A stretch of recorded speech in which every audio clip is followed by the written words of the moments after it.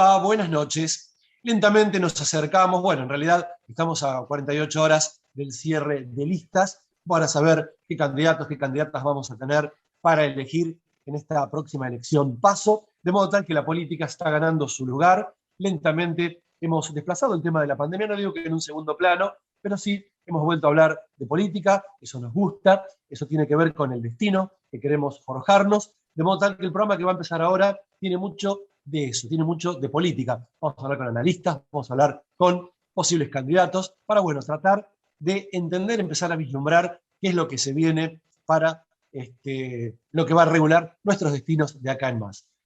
Como siempre, con el staff completo, saludo a mi compañera Rosario Asperue. ¿Cómo te va, Rosario? Buenas noches.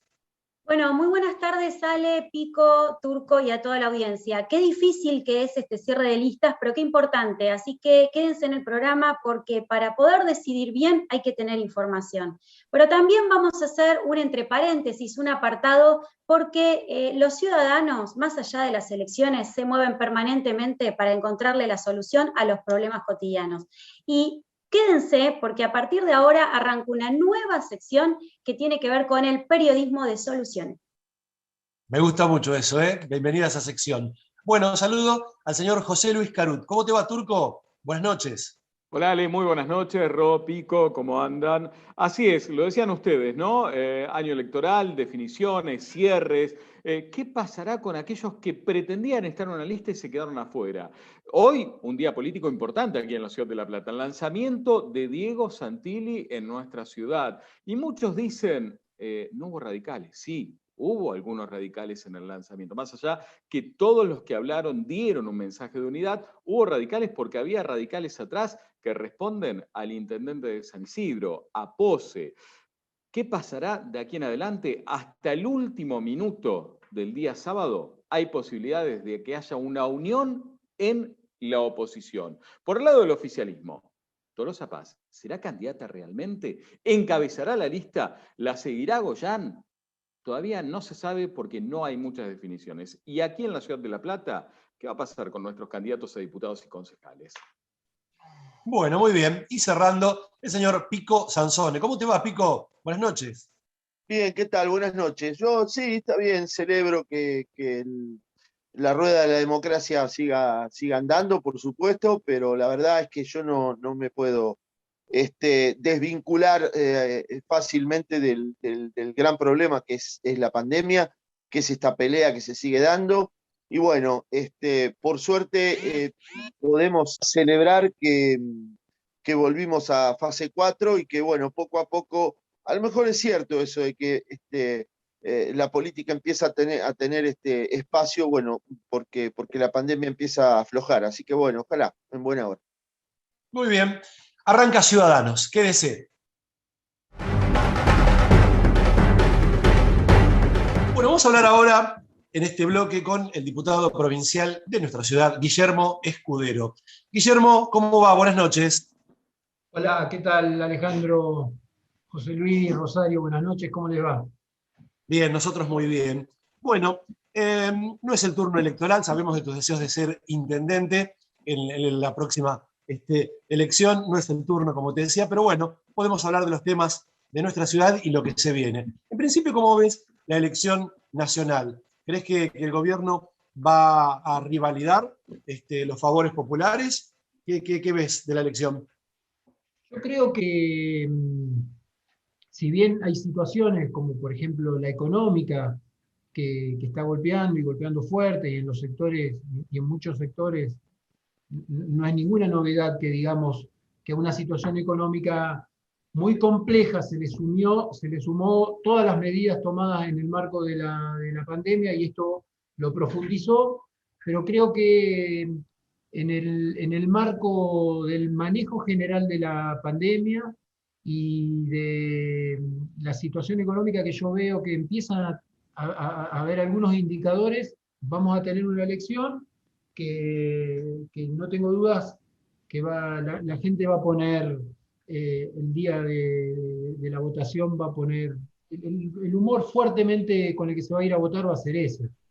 Más allá de la situación en la que estamos inmersos en los últimos años con respecto a la división ideológica y de que vieron que hay cosas que terminan analizándose en el marco de esa ideología únicamente. Eso pasó con las vacunas, el cuestionamiento a la cuarentena. Bueno, hay cosas que la verdad hay que ponerle un fin.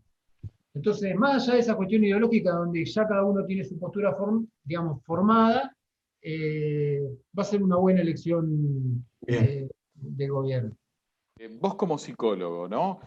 ¿Conviene seguir alimentando la grieta?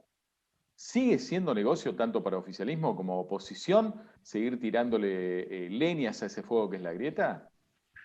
Mirá, yo creo que la grieta es un negocio para muy poquitos, porque la verdad que hoy seguir hablando de la grieta, seguir insistiendo con la grieta, sin poder hablarle, porque ¿a quién le hablamos cuando hablamos de la grieta? ¿Hacia quién está dirigido? Hacia Entonces los yo creo extremos. que eso desde el punto de vista electoral puede tener algún fin. Ahora, desde el punto de vista de hablarle a la gente y resolver los problemas que tiene la gente, ninguno. O sea que en este sentido yo no tengo ninguna duda de que vamos también a una transformación, no solamente en el humor social, sino en la sociedad en los próximos años. Yo digo, parecido, aunque sean escenarios totalmente distintos a lo que pasó en el 2001, ¿no? En el 2001, con una situación de agotamiento, de descreimiento, en el que se vayan todos, se generó una nueva trama política que hizo que en el 2013 Argentina empezara a crecer de la manera en la que creció y que se volviera a recuperar a la política como principal herramienta de transformación. Yo creo que estamos transcurriendo un momento histórico y social que va a tener el mismo efecto, porque la verdad que con la grieta a la persona, al vecino del barrio, no se le arreglan los baches, no le mejora la iluminación, la educación no mejora con la grieta, la cuestión económica, o sea, podría dar muchos ejemplos. Entonces, yo creo que eso es un tema que se va a ir agotando y que ya está agotado. Guillermo, la grieta, bueno, generalmente también la avivan los propios candidatos, ¿no? Ahora, sabemos que estas son unas elecciones legislativas con perspectiva hacia el 2023. ¿Vos quién crees que va a ganar en esta pugna en el lugar en las listas? ¿La rosca partidaria interna o los candidatos que conecten con las personas en los principales problemas que son para la mayoría la inflación, la economía y el salario? A ver, puede ser que la rosca política entienda que las elecciones tienen que estar los mejores hombres y mujeres.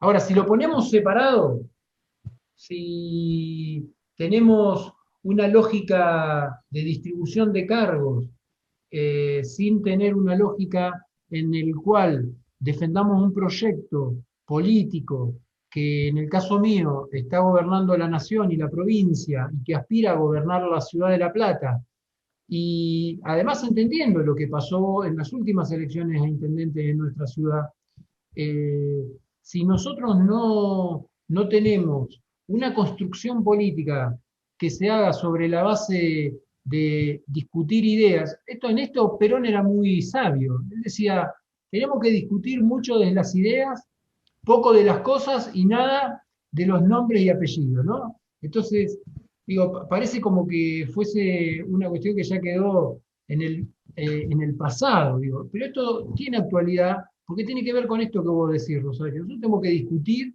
en el caso mío, que en las próximas horas vamos a estar definiendo una lista a diputados y a concejales.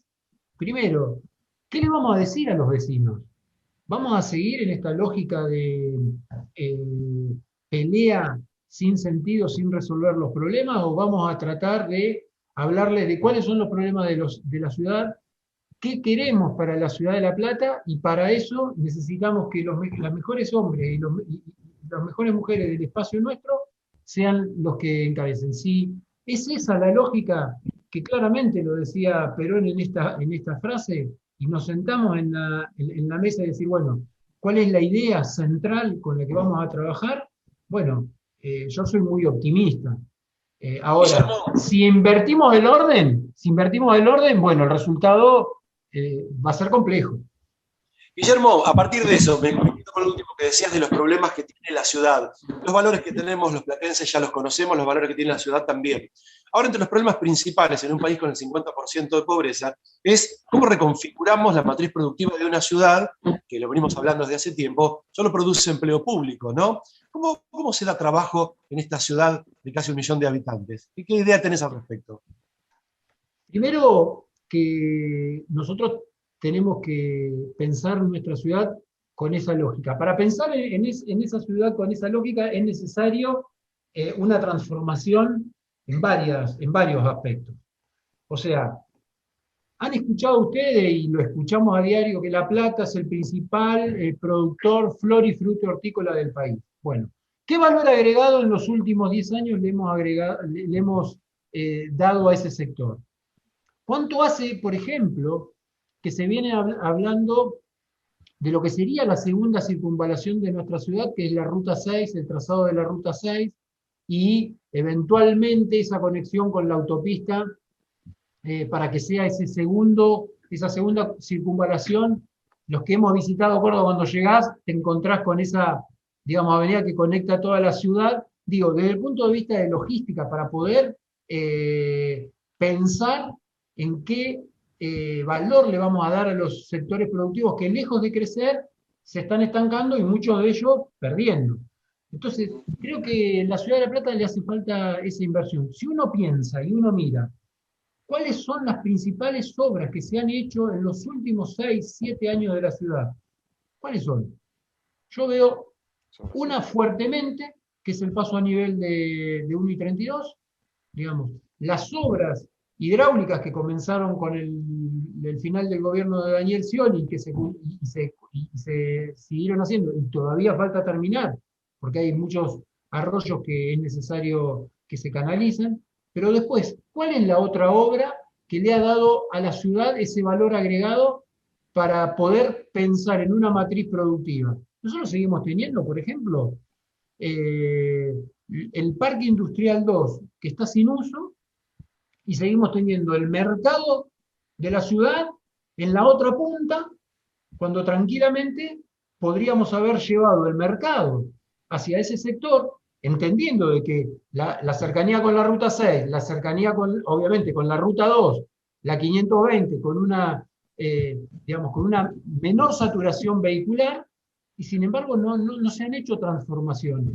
Yo te escuchaba atentamente, Guillermo, y hay muchas formas de generar trabajo genuino, pero me da la sensación de que si no hay un acuerdo entre municipio, provincia y nación que tengan que ver con algún tipo de reducción impositiva, no solamente la Ciudad de La Plata, sino la provincia y el país, no terminan siendo grandes lugares o no terminan siendo lugares que puedan llegar a tentar a inversores. ¿No es más fácil tratar de llegar a un acuerdo, no te digo para hacer una zona franca, sino para tener una cierta reducción impositiva que va a generar mucho más trabajo genuino que aquel trabajo golondrina que te puede llegar a generar la construcción a través de obras? Mira, Turco, hoy casualmente estuve con el secretario general del gremio de carga y descarga. Y él me decía cómo sobre la zona norte de la ciudad, casi al límite, y también digamos, sobre la 520, que se han instalado algunas empresas, el 70% de los empleados nuevos que se han generado en los últimos años son de las localidades vecinas, ¿no? Y el 30% de nuestra localidad.